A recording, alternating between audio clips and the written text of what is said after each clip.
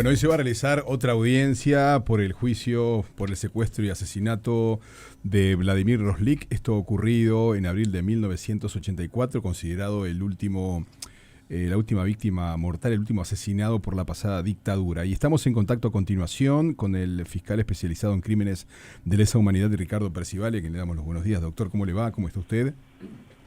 Hola, ¿qué tal? Muy buenos días. Bueno, gracias por atendernos. Usted ha hecho referencia a la cantidad de pruebas con que se cuenta, 70 medios probatorios, y se habla en la previa de que usted va a solicitar justamente el enjuiciamiento de 9 ex militares o militares. ¿Cómo es un poco el escenario a esta hora tras lo que fue la primera audiencia de ayer? Sí, bueno, ahora ya estamos en la audiencia de juicio. Nosotros ya hemos hecho la acusación y hemos solicitado unas condenas de entre 11 años y 15 años para los 9 imputados que están hoy en el proceso. Hoy se va a realizar la segunda audiencia. Ayer comenzó con los alegatos de aperturas de la Fiscalía y de las partes. Luego declararon las testigos expertas Fabiana Ladola y Virginia Martínez, ellas en la parte de historia. Y hoy continuamos con todo. También se incorporó mucha prueba documental ayer. Y hoy continuamos con la actuación de las funcionarias de Asprofume, que es archivos provenientes de la justicia militar, donde van a proyectar fueron los expedientes que se le siguieron a todas las víctimas de San Javier, porque si bien el caso se conoce como el caso Roslik, en realidad son más de 30 víctimas las que fueron objeto de torturas y privación ilegítima de la libertad en 2 operativos, uno en el año 80 y otro en el 84, y eso es lo que nosotros estamos hoy juzgando. 30 víctimas, dijo usted. Más de 30 Más víctimas. de 30 víctimas. Sí, entre ellas 2 adolescentes de 16, uno de 16 y otro de 17, y después unos jovencitos de 18 y 19 que sufrieron picana eléctrica, submarino, 4 años de privación ilegítima de libertad, bastante embromado para personas que no tenían ninguna actividad política, que no habían cometido ningún delito y que por el solo hecho de ser de origen ruso y las autoridades imaginar, prever o crear la situación de que estaban ante una célula comunista, bueno, los detuvieron, los torturaron, los privaron legítimamente la libertad, y en el caso de Roslik hasta la muerte. Doctor, si no hubiera estado la figura y el episodio de Roslik, el caso, hubiera habido un caso, le pregunto porque todos los presos políticos que hubo fueron torturados, ¿no? O sea, después... Sí, esa fue la regla de la detención. La detención, primero que nada, que eran secuestros porque no eran legales las detenciones, y luego venía la tortura acompañada de los interrogatorios. Por eso, digo, uno siempre se centra o piensa, bueno, las desapariciones, las muertes, ¿no? Pero, digamos, en materia de torturas y en la medida que todos fueron torturados, la cantidad de militares que están involucrados deben ser enormes. Por eso le pregunto si en este caso, si Roslik no hubiera muerto, ¿hubiera habido un caso igual allí en San Javier? Sería difícil por la situación de que si toda esta causa se llevó adelante fue por la tenacidad y la valentía de Marisa Balkin, que fue la esposa de Roslik. Es difícil que primero que nada, lo que tenemos que tener presente es que en el Uruguay hubo 197 desaparecidos, que es lo que todos más conocemos, 201 muertes por acción ilegal del Estado, esto es en el marco del enfrentamiento, en la tortura, por las omisiones en los penales, y además se calcula que entre 10 y 15.000 personas privadas legítimamente de la libertad y torturadas. Se imagina que nosotros hoy tenemos unas 150 causas que alcanzarán a un puñado de personas. Y usted me decía sobre los responsables son centenares. Yo podría llegar a decir que pasan a escuchar. Los que estamos investigando y los que han sido juzgados en la actualidad son alrededor de 140 personas. Doctor, estas personas que son sindicadas como responsables, ¿qué era exactamente lo que hacían? ¿A quién respondían? Bueno, ellos eran integrantes del batallón de infantería número 9, que fue la unidad militar que llevó a la práctica los dos operativos. Los operativos fueron decididos y por lo menos auspiciados, el del 80 por la Dirección Nacional de Información e Inteligencia de Montevideo y el del 84 por el Servicio de Información y Defensa, que fueron los que armaron, crearon esta idea de esta célula comunista que es absolutamente falsa, pero la que la llevó a la práctica fue el Batallón de Infantería número 9, y entonces los responsables, ¿quiénes son? Generalmente es el jefe o el segundo jefe, que hoy están vivos, que generalmente en las causas los jefes no están vivos, pero en este caso sí, por eso estamos imputando un teniente coronel, un mayor, y después eran los capitanes y tenientes que, de acuerdo a las funciones, muchos de ellos eran S2, que es el Servicio de Información, algunos eran S3, que son los servicios de operaciones, y bueno, todos militares que tenemos probado testimonial y documentalmente que participaron en las detenciones ilegítimas y en las torturas. Y también siempre fueron acompañados por un médico militar, que recordemos fue aquel que hizo la autopsia falsa inicial, que después obviamente fue llevada, desterrada por otras autopsias de médicos que actuaron conforme a la letra. En respecto a esto que decía y viene hablando de todas esas pruebas, ¿cómo se lleva adelante, lo hemos hablado, la dificultad de estas investigaciones con tanto aún que se reclaman por saber? ¿Cómo han encarado también sistematizar toda esta información y poder llevar adelante una investigación con todas estas pruebas?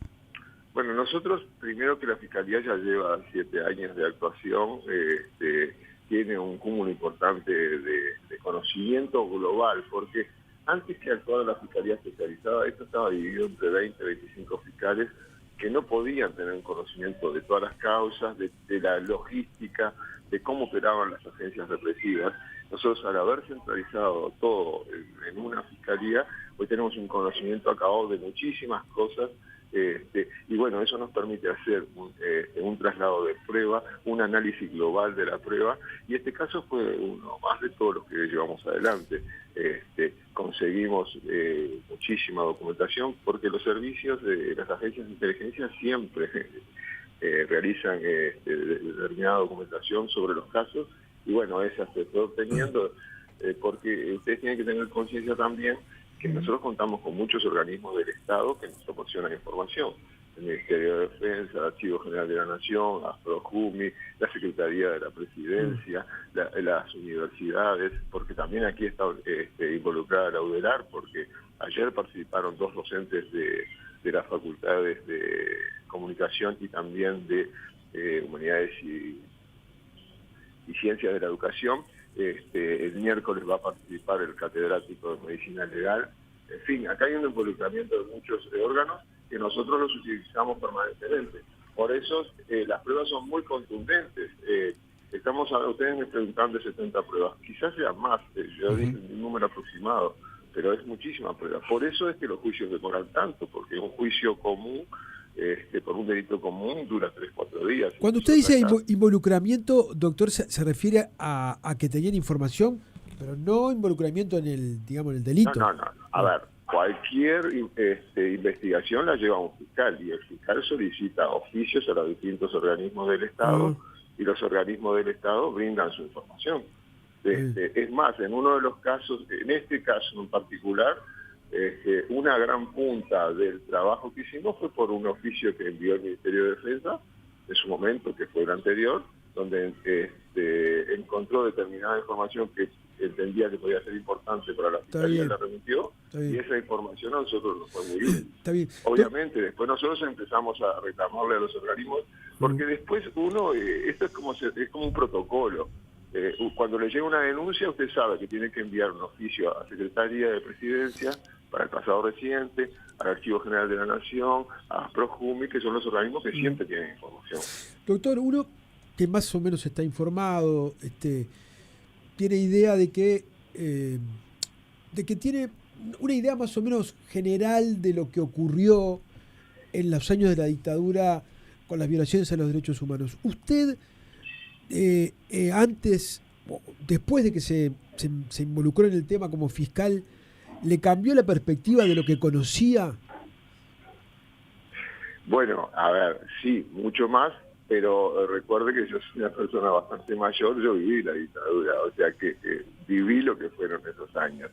El hecho, primero que nada, como fiscal yo ya tuve causas anteriores de lesa humanidad. Yo participé, por ejemplo, en lo que fue toda la investigación del Escuadrón de la Muerte cuando estaba en una fiscalía penal común.